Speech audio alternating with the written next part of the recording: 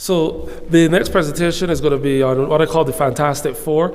These are the 4 medical liver biopsy patterns that I see most often in our consultation practice.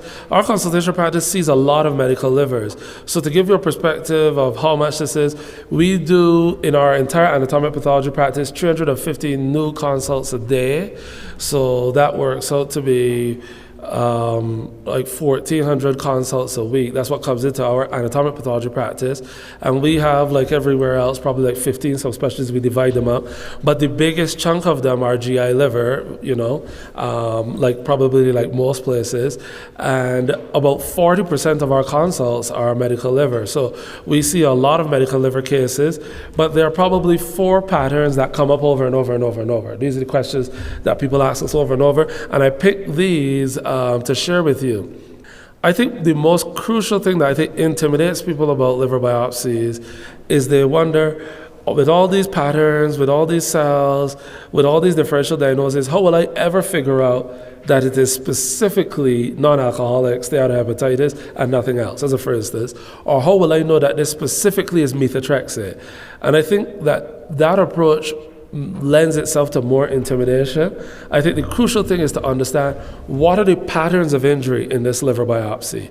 What is going on? And once you know the patterns, I think you can substantially narrow the differential diagnosis, and you can direct the hepatologist or the treating physician to what the appropriate next steps are. So in my experience working with our hepatologists, a really excellent group, once they know the pattern, they already know what tests they need to do or what tests they need to pay special attention to get to the differential diagnosis. So the pattern-based approach, super helpful. Again, I have nothing to disclose. So the objectives here are to describe a pattern-based approach to liver biopsy interpretation. I'm going to describe the 4 patterns that I think are most common in our practice.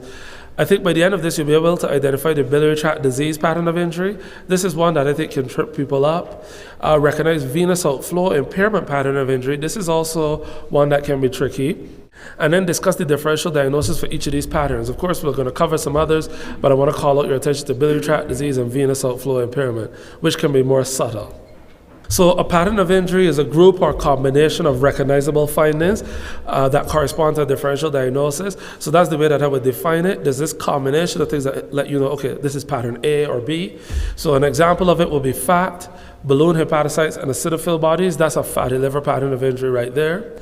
And now more than one pattern of injury may be present in a biopsy, which I know certainly in training was one of the things that many trainees fear, because a liver biopsy can have fatty liver disease in it and another pattern of injury. In fact, that happens about 10% of the time. It just kind of comes with the territory.